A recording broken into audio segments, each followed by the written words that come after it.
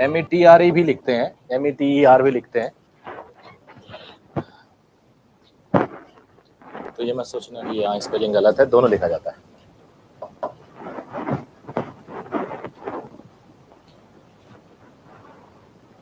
ये सारे पढ़ने हैं हमें आज। सबसे पहले हेडिंग दीजिए गैल्वेनोमीटर। गैल्वेनोमीटर, गैल्वेनोमीटर करता क्या है? क्या करता बेटा? Detect the presence, it detects the presence of current.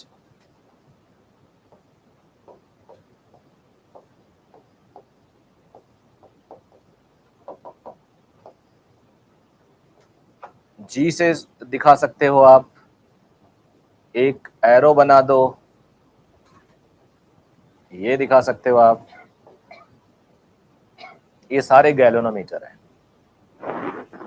Internal resistance ideally 0 मानते हैं, कोई करंट अलग से ड्रॉ नहीं करता, इसकी वजह से करंट में बहुत चेंजेस नहीं आते। लेकिन इसका रेजिस्टेंस देके क्वेश्चन बनता है। आप लोग के जितने भी क्वेश्चन गैल्वेनोमीटर के आएंगे सब में इसका रेजिस्टेंस जी दिया जाएगा, तो थोड़ा सा कंट्राडिक्शन है और उसी पे क्वेश्चन बनता है।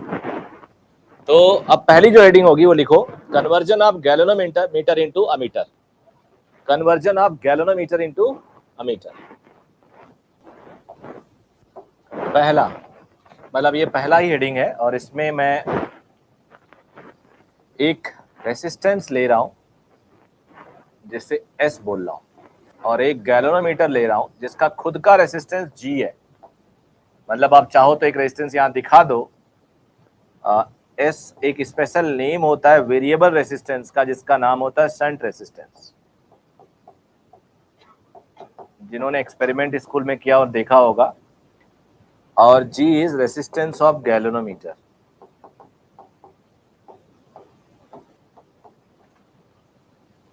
IG होता है, अब देखो जरा समझ लो, पहले रुक जाओ सब लोग। I करंट गया, इस गैल्वेनो शंट को ऐसा एडजस्ट करते हैं क्योंकि इस पे डिपेंड करेगा इन दोनों में करंट, इसकी वैल्यू पे।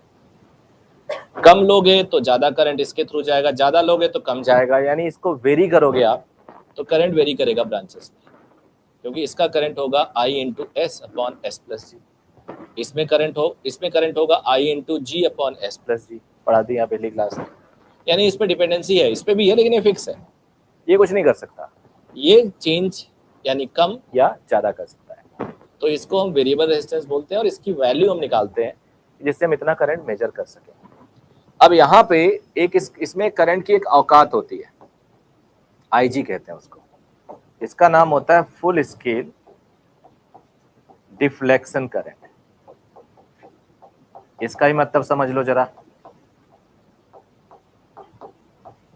फुल स्केल डिफ्लेक्शन करंट जो होता है उस, जैसे कि मान लो तुम्हारे बाइक पे ये कांटा बना हुआ है ऐसे स्पीडोमीटर वाला, और ये है 120 किलोमीटर पर आवर। अगर तुम 130 चलाओ तब भी क्या होगा बताएगा कांटा? 120 कैलिब्रेटेड है, उसके बाद जा ही नहीं सकता। तो ये हो गया फुल स्केल वैल्यू।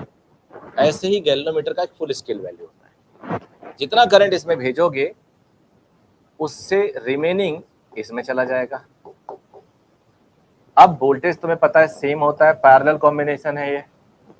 तो जब वोल्टेज सेम होता है, voltage across S is equal to voltage across G, तो यहां से I minus I G S वाले में करंट फ्लो कर रहा है is equal to I G into G. तो shunt resistance required for this calibration, this arrangement is this. यही फॉर्मूला होता है, यही पूछा जाता है। नोट कर लीजिए, पहला हेडिंग कंप्लीट।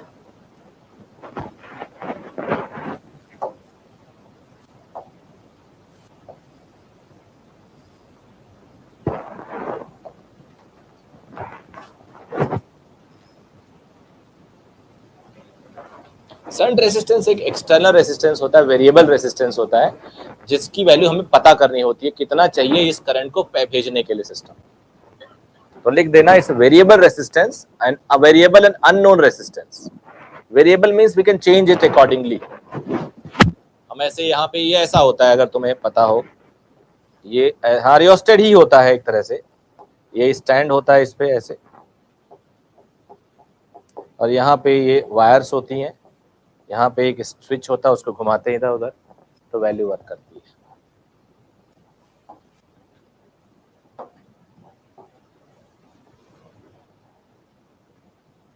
इत्मीनान से लिखना, क्योंकि इंस्ट्रूमेंट से ज़्यादा क्वेश्चन बनते हैं as compare to normal chapter. Potentiometer इसका सबसे इंपॉर्टेंट पार्ट है, सबसे ज़्यादा। दूसरी हेडिंग लिख लिया ना सबने? एक वेइंग मशीन पे, एक वेइंग मशीन 200 किलो का बंदा मेजर कर सकता है, तो कांटा 200 तक जा सकता है, लेकिन बंदा उस पर तो 500 भी खड़ा हो सकता है ना, भले वेइंग मशीन जीप निकाल दे अपनी। तो मैक्सिमम मत बोलो, फुल स्केल डिफ्लेक्शन बोलो, है ना बेटा? 200 ही बोलेगा वो। चलो अब second, conversion of galvanometer into volt meter, conversion of galvanometer into volt meter.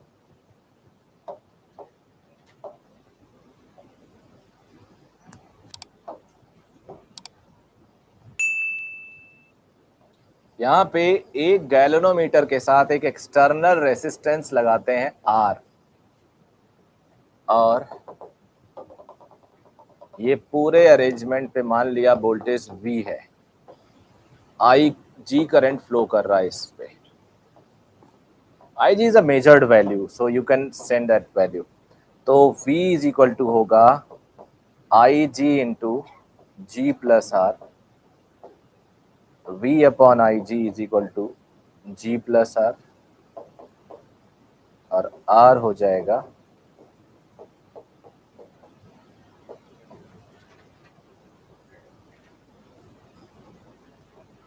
ये, ढूंढा जाता है इस हेडिंग में। आगे बढ़े बेटा। नेक्स्ट हेडिंग, अमीटर क्या करता है? It measures the value of current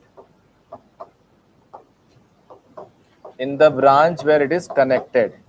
दूसरा पॉइंट क्या लिखोगे? Connected in series.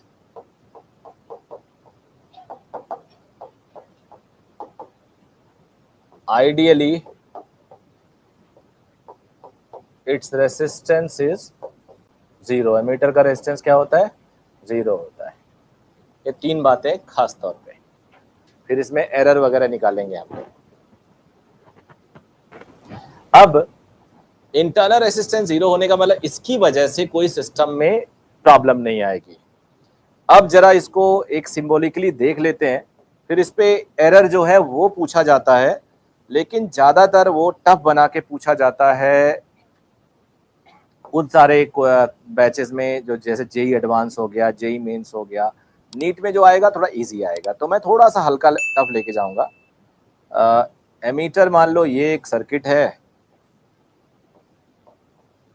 अब इस सर्किट में जो एमीटर करंट मेजर करेगा वो बेटा कुछ नहीं, हो तो simple I is equal to V/R होगा। अगर ये अपना इसका रेसिस्टेंस होता तब तो कुछ और मेजर कर लेता। एमीटर को कई बार सिर्फ A लिख के मेजर कर दिया जाता है, कई बार इसको भी करंट दिखा के A लिख दिया जाता है। इस तरह से आप कर सकते हो। तो ये रहा आइडियल केस। एरर कब आएगा? एरर मेजरमेंट ऐसे होता है, याद रखना, इस पे न्यूमेरिकल आएगा एरर पे। आइडियली एक इजी आएगा तो ये नीट और जेई मेंस का ये लेवल है, ये आइडियल कंडीशन है। और इसके बाद रेसिस्टेंस को सीरीज पैरेलल 3-4 बना दिया जाए, 2-3 ब्रांच बना दिया जाए तो एडवांस बन जाता है। ये एक्सटर्नल रेसिस्टेंस है, इसका भी इंटरनल होगा या नहीं होगा? अगर होगा तो जोड़ देना, मैं फिलहाल मान के चल रहा हूं नहीं है, तो I0 आ गया V/R। इंटरनल होता तो R प्लस स्मॉल r हो जाता। अब यहां पे इस अमीटर का रेसिस्टेंस आ गया ऐसे RA, यानी ये आइडियल अब नहीं रहा। अब जो नया करंट आया वो आ गया V/R प्लस RA। नेचुरली कम हो गया, डिक्रीज हो गया, तो जो एरर आएगा वो निगेटिव आएगा या पॉजिटिव आएगा? बोलो। अरे पगले, जब फाइनल वैल्यू कम हो गई, एरर होता ही है final minus initial upon initial into 100, negative आएगा नहीं आएगा?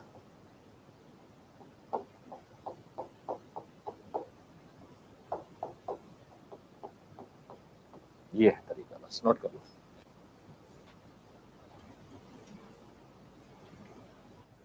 नेक्स्ट हेडिंग क्या है?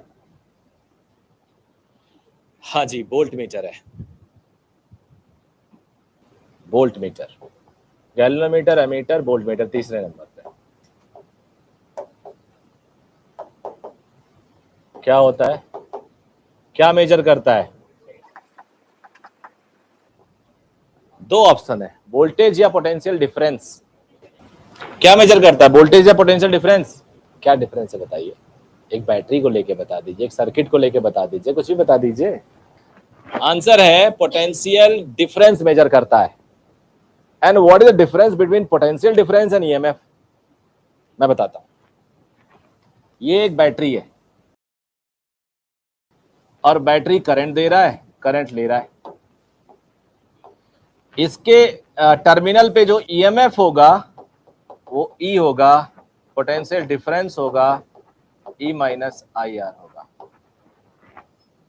यानी जो ईएमएफ मेजर करता है उसको बॉदरेशन नहीं है करंट है या रेजिस्टेंस है या नहीं है, लेकिन जो पोटेंशियल डिफरेंस मेजर करता है उसको इनडायरेक्टली जो भी आपका ईएमएफ 2 पॉइंट के बीच में देगा वो ईएमएफ से ज्यादा भी हो सकता है, कम भी हो सकता है, बराबर भी हो सकता है, जो कल बताया था मैंने। समझ गए? तो ये ड्रॉबैक है इसका। जब आप वोल्ट मीटर लगाओगे किसी बैटरी पे, किसी कहीं भी, और 12 वोल्ट की बैटरी है तो हो सकता है आपको रीडिंग मिल जाए 11 वोल्ट, तो आप मान बैठो 11 वोल्ट की बैटरी नहीं है। आप मान बैठो 13 वोल्ट की बैटरी है, नहीं है। हो सकता है वो बीच में हो, ज्यादा हो या कम, तीनों हो सकता है। तो वोल्ट मीटर बहुत अच्छा इंस्ट्रूमेंट नहीं माना जाता है। सबसे अच्छा इंस्ट्रूमेंट क्या माना जाता है? पोटेंशियोमीटर। वो ईएमएफ बता देता है, चाहे कितना भी इंटरनल रेजिस्टेंस हो, चाहे कितना भी करंट हो, वो बता देता है। तो ये मेजर करता है पोटेंशियल डिफरेंस। लिखो, of course between 2 points.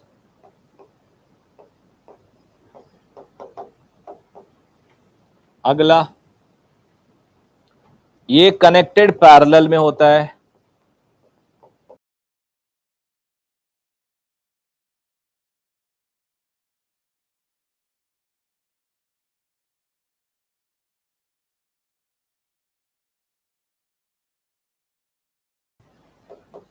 It's resistance कितना होता है? इनफाइनाइट। इसका मतलब ये अपने से करंट ड्रॉ नहीं करता, इनफाइनाइट रेसिस्टेंस होता है इसका।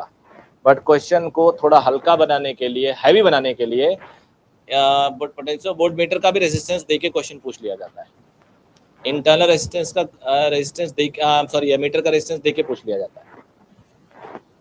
आगे बढ़े बेटा। इसमें भी एरर वाला आ जाता है। चलो एक कर लेते हैं क्वेश्चन एरर का, जैसे तुम्हें थोड़ा कॉन्फिडेंस रहे। आप लोग की क्लास में इनऑर्गेनिक शुरू हो गया कि नहीं? घर पे यहाँ पे हो गया? अब एक दो केस लेते हैं एरर निकालने के लिए। एक केस ले लो बच्चे, आसान वाला ले लेते हैं। चलो थोड़ा टफ तो बनाना पड़ेगा मुझे। ये इंटरनल रेसिस्टेंस है, ये आर है बेटे, ये वी है, आई करंट आया। यहाँ पोटेंशियल वोल्ट मीटर लगा हुआ है वी, इसको सिंबल वी से रिप्रेजेंट करते हैं, और हमें इसकी रीडिंग निकालनी है। तो तुम लोग पहले तो आई बताओ बेटा कितना है? V by R plus R, ठीक है। अब रीडिंग क्या होगा? मान लो V1 है रीडिंग इसकी, तो V1 होगा बेटा आई आर, यही होगा ना, यानी V R upon R plus. अब मान लो इसमें एरर आ गया, टफ हो गया क्वेश्चन। ये इतना छोटा सा वेरिएशन करने से क्वेश्चन इतना ज्यादा टफ हो जाएगा, मैं बता नहीं सकता। इसका एक रेसिस्टेंस आ गया आरवी, अच्छा खासा टफ हो गया भाई साहब ये क्वेश्चन। नोट करो, वोल्टेज ही मेजर करता है, पोटेंशियल डिफरेंस एक वोल्टेज ही है बेटा। नहीं, वोल्टेज वोल्टेज नहीं बोला मैंने ईएमएफ मना किया। It can measure EMF if there is no internal resistance. It can measure EMF if there is no current. But ideally it got potential difference between 2 point. क्योंकि ये क्या करता है, जब करंट इन किया, उस करंट और अंदर जितने भी रेसिस्टेंस है या जो जितने पोटेंशियल ड्रॉप और गेन है उन सबको मेजर कर लेता है. अब इंटरनल रेजिस्टेंस होगा या तो गेन कराएगा अपने थ्रू या तो ड्रॉप कराएगा, depending on your direction of movement. तो इसलिए कहा जाता है कि 2 पॉइंट के बीच का पोटेंशियल बता देता है. अगर एक लाइन में बोल रहा हूँ पोटेंशियल, अब 2 पॉइंट है तो डिफरेंस उसका एक स्टैंडर्ड मीनिंग होता है. ईएमएफ अलग चीज होती है. ईएमएफ का मतलब कोई ऐसी मशीन है उसने स्क्रीन आउट कर दिया करंट को. जैसे कि तुम कोई लिक्विड पियो, मिनरल वाटर, उसमें 5% मिनरल है. अब कोई ऐसा मशीन लो जो मिनरल बता दे 5% है, पानी हटा के. हो गया. इसकी वैल्यू निकालना थोड़ा आसान नहीं है, जरा समझो सब लोग. रेसिस्टेंस कितना है सर्किट का? V upon small r plus R RV, R plus RV. समझ में आया कि नहीं आया? इन दोनों का पैरेलल कॉम्बिनेशन जो भी आएगा उसके साथ ये सीरीज में है. क्लियर है? अब तुम्हें यहां वोल्टेज निकालना है. तो ये जो वोल्टेज होगा ये V2 लिख देता हूं मैं. अब I तो यहां तक आया. अब बेटा तेरे को निकालना पड़ेगा यहां इस ब्रांच में, मान लो I1 गया, इस ब्रांच में I2 गया. तो इधर यू में राइट I1R और यू में right I2RV. So first gate I1 या I2. I1 होगा I, इसमें करंट निकाल रहा हूं RV upon RV plus R. समझ गए कि नहीं समझे? बोलो. अब I1 आ गया, ये मल्टीप्लाई कर दो, V2 आ जाएगा. और परसेंटेज एरर क्या होगा? V2 minus V1 upon V1 into. Note कर लीजिए.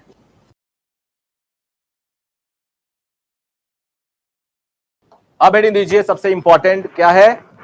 पोटेंशियोमीटर. ये क्या क्या करता है potentiometer? It measures EMF of an external battery.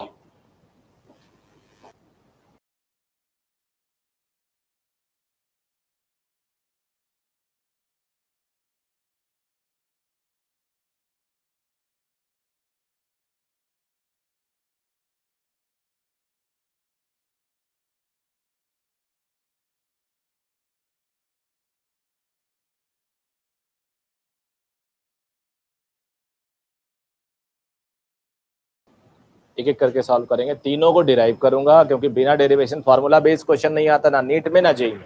याद रखना, इस पे फार्मूला जो करके बताऊंगा तुम्हें उस पे क्वेश्चन नहीं मिलेगा. बहुत लकी हो गए तो मिल जाएगा, बहुत लकी हो गए. जितने लकी तुम हो नहीं मुझे पता है. आगे बढ़े, पहला एक एक करके सॉल्व करेंगे. डिराइव कराऊंगा, डेरिवेशन बेस्ड ही क्वेश्चन मिलेगा. याद रखना, एक भी क्वेश्चन अगर आपको फार्मूला बेस्ड मिल गया तो आप मेरे को दिखा सकते हो, सर देखो इस साल आया था, जाके पिछला साल जेई वालों देखो, एक भी नहीं तुम्हें मिलेगा. और ये जिसको सर्किट आता है उसको पोटेंशियोमीटर आता है. सर्किट आना जरूरी है. पहला केस, टू मेजर, एक इसको पहला 1 लिखो क्योंकि 1 2 3 तो हम लिख चुके हैं. Measure EMF of an external battery. आराम से पढ़ेंगे क्योंकि ये सबसे इंपॉर्टेंट है. एक ड्राइवर सेल होता है, ध्यान देना, इसे ड्राइवर सेल बोलते हैं. इसकी इंटरनल रेजिस्टेंस लेके हम डिराइव नहीं करते, लेकिन तुम्हें जब एग्जाम में आएगा तो एक भी क्वेश्चन बिना इंटरनल के आएगा ही नहीं. तो यानी वहीं पे ये कॉन्सेप्ट जो हम पढ़ाते हैं यहाँ पे वो खराब हो जाता है. कॉन्सेप्ट नहीं खराब होता, फॉर्मूला खराब हो जाता है. ये वायर है. अब मैं बताऊं, जेई में एक बार आ गया था वेरिएबल क्रॉस सेक्शनल एरिया का वायर, और हम कहीं भी यूनिफॉर्म के सिवा कुछ पढ़ाते नहीं क्लास में, मैं नहीं कोई भी. यानी वहां पे वो बच्चा फंस जाएगा जिसको ये नहीं पता रेजिस्टेंस रो एल अपॉन ए होता है, कैसे वेरी करेगा या उसको अप्लाई कैसे करना है. तो एग्जामिनेशन आपका कई तरह से टेस्ट लेता है. AB इज यूनिफॉर्म वायर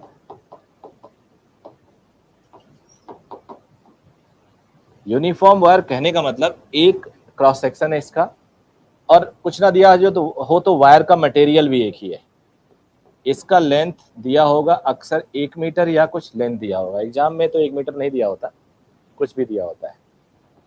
अभी लिखो मत बेटा, ये स्केल के ऊपर रखा होता है, इसके नीचे स्केल होता है, वो बना होता है, उसमें मीटर, इंचेस में, सेंटीमीटर में दिए होते हैं, मिलीमीटर में।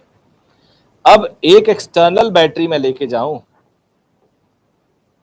उसमें गैल्वोमीटर लगा के ले जाऊं, गैल्वोमीटर यहाँ पे डिफ्लेक्शन देता है, अगर इससे कनेक्ट करूं, गैल्वोमीटर यहाँ पे डिफ्लेक्शन देगा अगर मैं इससे कनेक्ट करूं। अगर ऐसे आ रहा है एरो तो आपका कनेक्शन सही है। लैब में इसी कनेक्शन को सही कराने के लिए लोग लैब ऑपरेटर को ब्राइब देते हैं। तो आ जाओ यहाँ पे। अब इसको अरेंजमेंट आपने कर लिया, ये भी कभी कभी पूछ लिया जाता है कि how to check the arrangement, 4 option दिया गया, कौन सा सही है, तो ये कहीं नोट करो क्योंकि मैं इसको मिटाऊंगा। अब बेटा गैल्वेनोमीटर लगाया मैंने, और ये यहाँ पे एक पॉइंटर होता है जो मूव करता है, इसे जॉकी बोलते हैं, जे, और ये मूव करते टाइम एक जगह आपको ऐसा मिलेगा जहां पे गैल्वेनोमीटर का डिफ्लेक्शन क्या होगा, 0 हो जाएगा, कोई डिफ्लेक्ट ही नहीं करेगी, 0 को देखेगी ये 0 डिफ्लेक्शन का मतलब इसमें कोई करंट नहीं पास कर रहा है। और जब एक बैटरी पे के में करंट ही पास नहीं करता है, जब किसी बैटरी में करंट ही नहीं पास करता, मैं तुम्हें समझा दूंगा, चिंता बिल्कुल नहीं करना।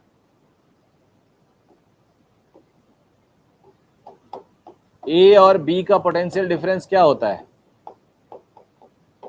E minus I R. अब बेटा जब करंट ही नहीं है तो पोटेंशियल डिफरेंस किसके बराबर हो जाएगा, यही कॉन्सेप्ट है इस चैप्टर का, कि जिस बैटरी में आपको मेजर करना है पोटेंशियल डिफरेंस में करंट ही बनते जाओ। अब करंट कोई भी पार्ट में क्यों नहीं जाता है जबकि उसमें रेसिस्टेंस, ऐसा कैसे हो सकता है।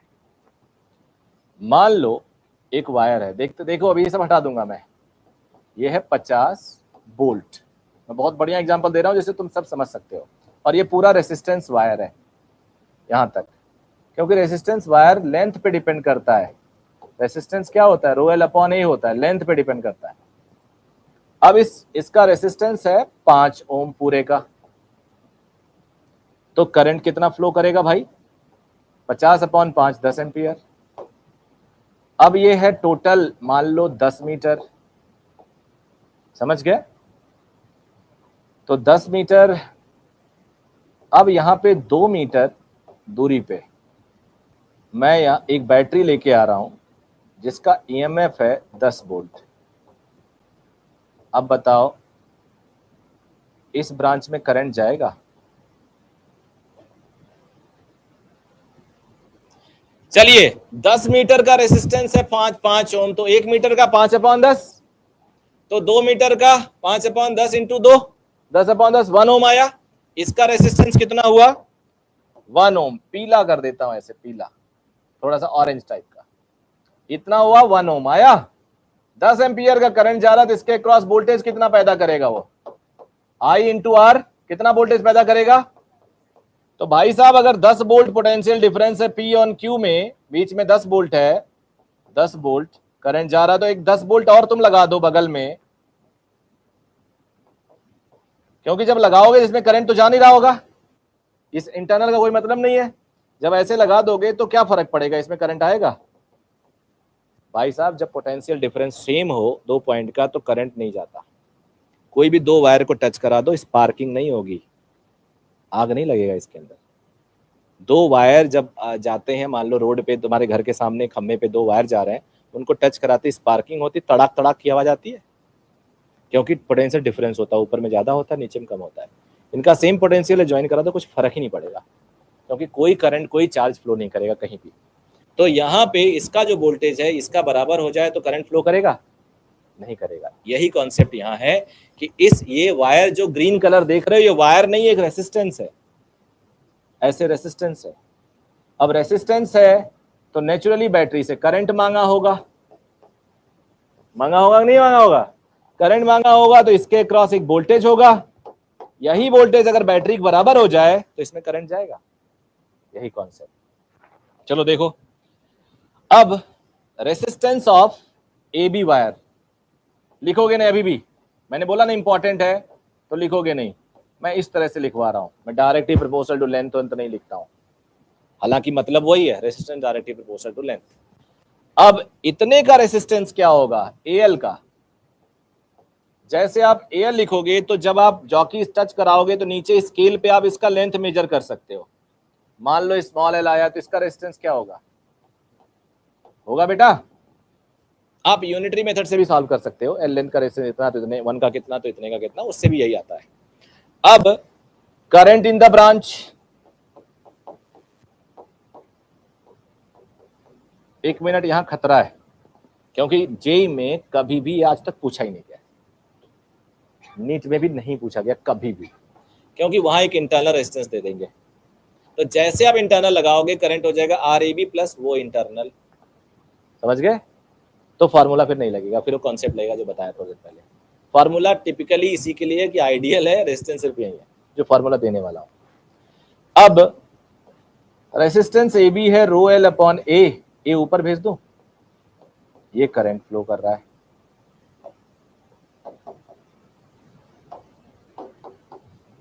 अब देखना, no deflection in galvanometer after connecting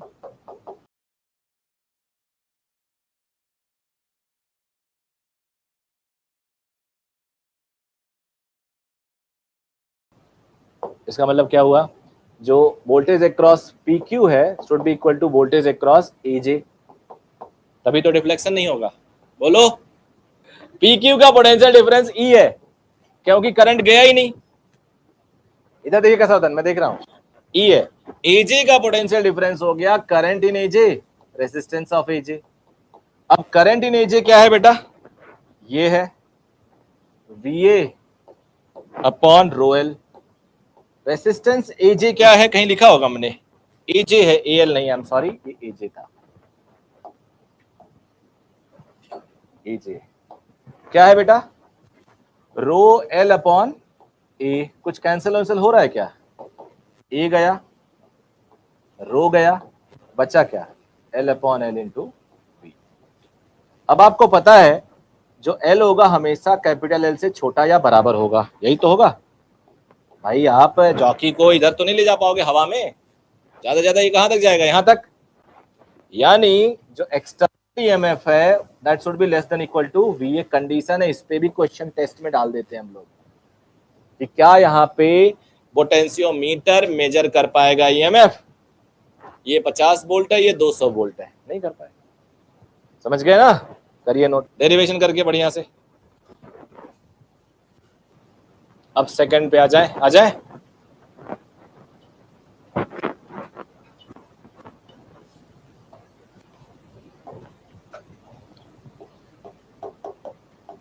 इसमें कंपेयर करना हमें,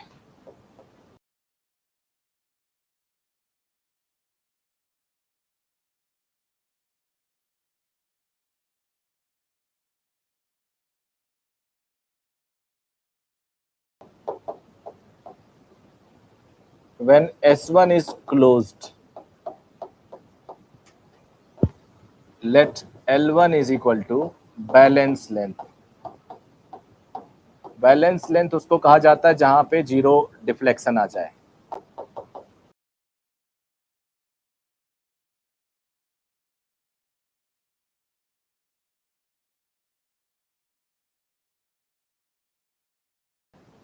जल्दी से। फिर इसके बाद हम लोग को व्हीट स्टोन ब्रिज और मीटर ब्रिज भी देखना है, पोस्ट ऑफिस ब्रिज भी वही उसी का कॉम्बिनेशन होता है, मतलब वही उसी का एग्जांपल होता है। आ जाओ तीसरे पे, तीसरा पॉइंट क्या था, internal resistance of an external battery, ये सबसे इंपॉर्टेंट है, देख सकते हो मोस्ट इंपॉर्टेंट, यही सबसे ज्यादा मुश्किल भी होता है, ये सबसे इंपॉर्टेंट होता है। तो दो केस बताऊंगा जहां पे, इसमें भी मैं इंटरनल नहीं ले रहा हूं, अगर इंटरनल आ गया तो थोड़ा टफ हो जाएगा।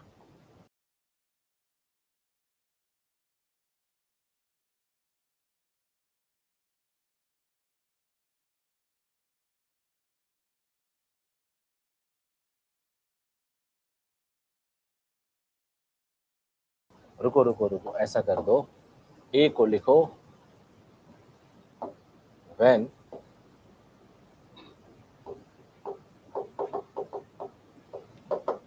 is open.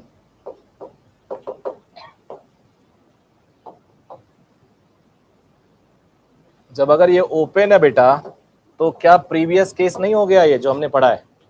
भाई प्रीवियस केस में हमने इसको दिखाया नहीं था, अभी दिखाया लेकिन कनेक्ट नहीं किया, बात तो एक ही है। क्लियर है ना? तो मान लो बैलेंस लेंथ मिल रहा है एल नॉट, तो I can write EMF is equal to L naught upon L into V. Any doubt?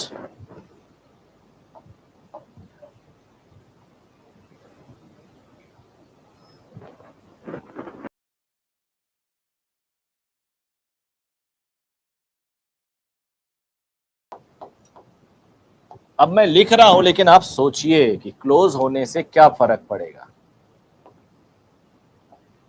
अगर आप इसको सोच ले गए तो आप करीब आ गए आंसर के, फिर आपके लिए टफ नहीं होगा।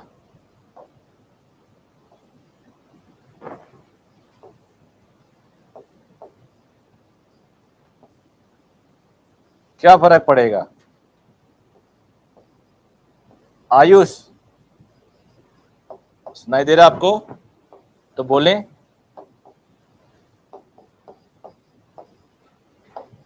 जल्दी बोले।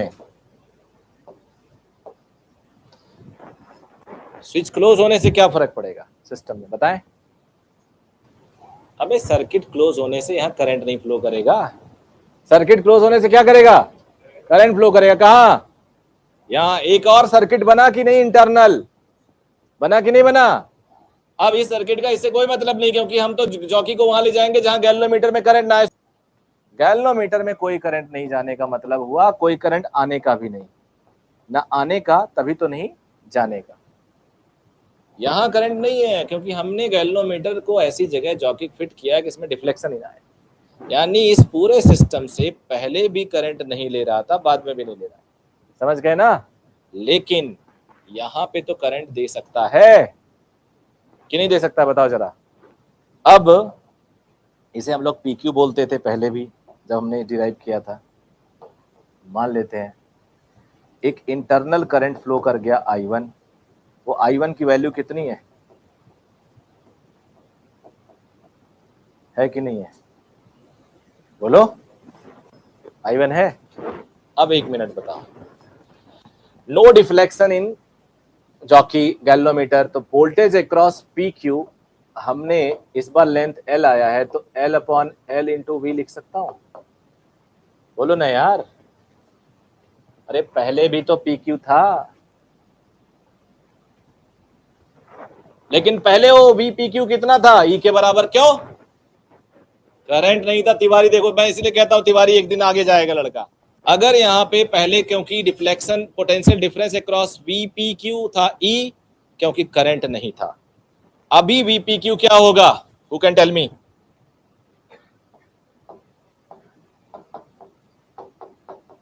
ये नहीं होगा क्या? अरे पिछली क्लास में कितना पढ़ा रखा है, करंट जब जाए, याद आया कि दोबारा लिखूं? यहां से लेके यहां तक का पोटेंशियल ड्रॉप इतना ही आएगा ना। इक्वेट करो।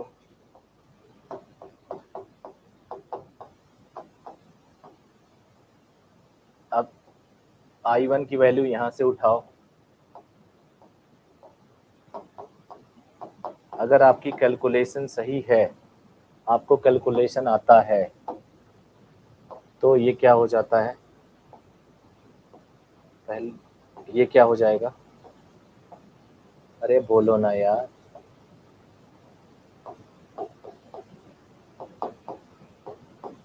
यही तो होगा।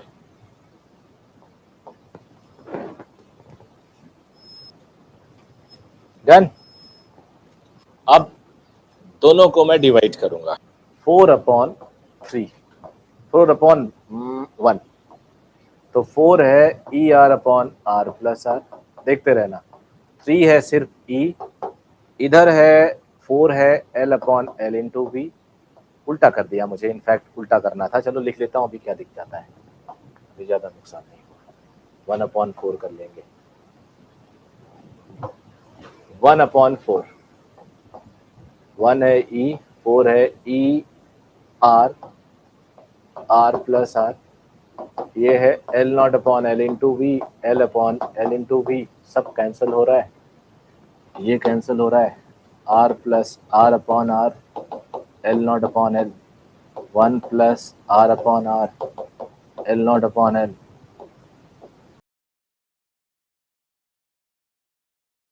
लेकिन ये फार्मूला तब लगता है जब यहाँ इंटरनल रेजिस्टेंस नहीं है।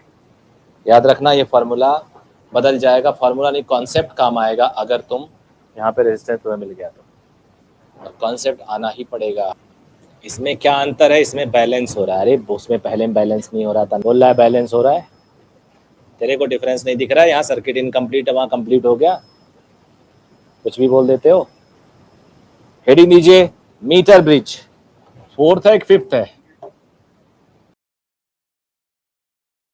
टी ई आर लिख रहा हूं लेकिन होता वैसे एम ई टी आर ही, बट बुक में ज्यादातर टी ई आर होता है। मीटर ब्रिज ये भी बिल्कुल वैसा ही होता है, एक ड्राइवर सेल होता है, एक 1 मीटर लंबा वायर होता है, that's why we call it metre bridge, and most of the cases it is uniform. Some time एक जेई में एक बार पूछ लिया गया था, वेरिएबल है तो किधर मूव कराने से डिफ्लेक्शन आएगा, लेफ्ट या राइट, ऐसा क्वेश्चन था, जो कि मिडवे में रखा हुआ है और लेफ्ट मूव कराने पे आएगा या राइट मूव कराने पे, ये क्वेश्चन पूछा गया था।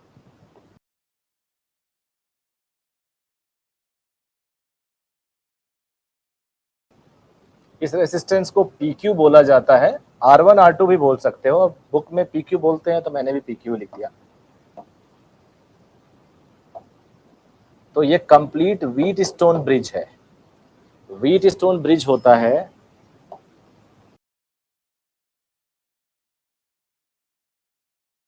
हालांकि इसका डेरिवेशन है करंट भेज के हम डिफ्लेक्शन जीरो कराते हैं, यानी उसमें पोटेंशियल डिफरेंस।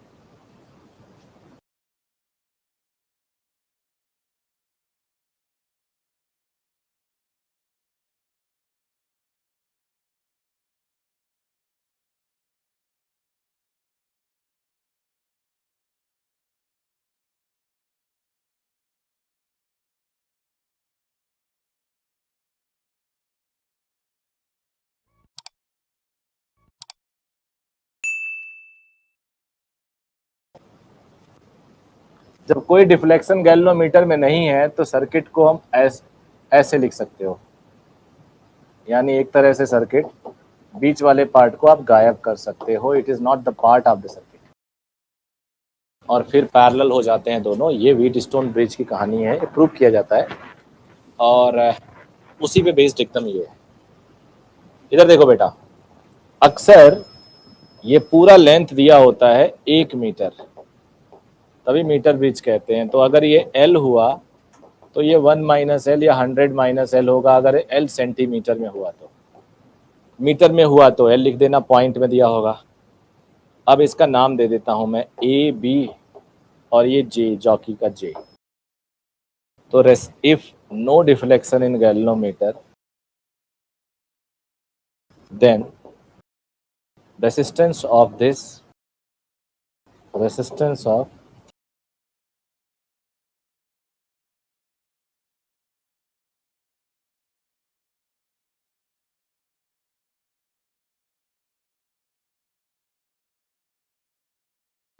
आप इसे चाहो तो L1 L2 भी लिख देना, L1 L2 भी लिख देना, अगर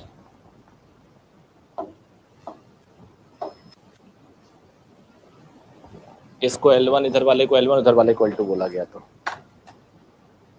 ठीक है जी, थैंक यू।